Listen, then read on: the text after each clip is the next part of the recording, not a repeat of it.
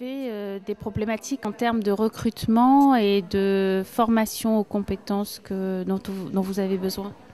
Pas particulièrement en termes de recrutement. Encore une fois, les talents en Afrique sont nombreux. Et ça, c'est pas une problématique. On n'a pas de problématique de recrutement. En termes de formation, nous avons une académie interne et nous avons un certain nombre de salles de formation réparties à travers l'Afrique avec des formateurs, ce qui nous permet de former efficacement et rapidement nos collaborateurs et régulièrement. Vous avez combien de collaborateurs? 700. 700. Et quels sont les profils que vous recherchez? Alors, nous allons chercher à la fois des mécaniciens, des électriciens, des ingénieurs, des commerciaux, du marketing, des financiers. Vous avez essentiellement un déploiement en Afrique ou dans d'autres zones? Agrico est une société internationale d'origine britannique qui est présente absolument partout dans le monde et nous avons 7600 collaborateurs à travers le globe. Et en France, nous avons 150 collaborateurs. En Afrique est à la fois une population locale et également une population d'expatriés.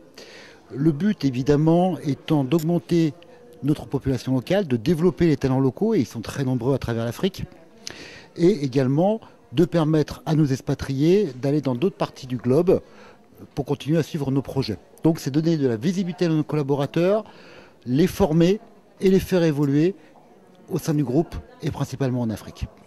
Donc les problèmes liés à la gestion des talents et des compétences sont-ils liés à des problèmes de mobilité?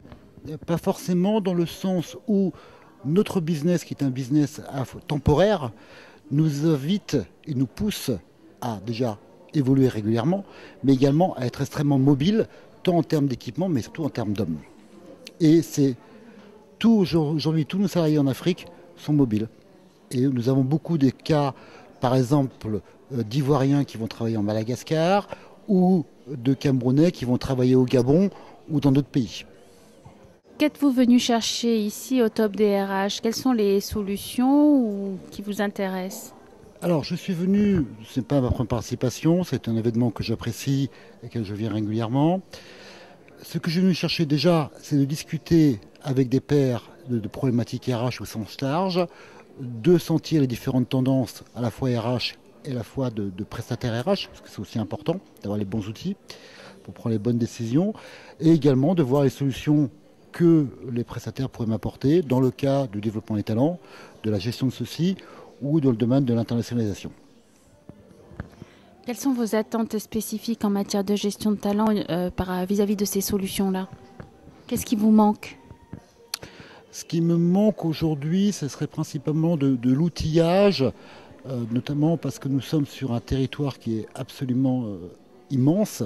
L'Afrique, c'est la Russie, la Chine, l'Inde, dans un seul continent. Donc on a une distance géographique qui sera importante. Donc il nous faut des solutions mobiles, accessibles par tous et partout. Est-ce que les salariés sont équipés justement en téléphone mobile et en application?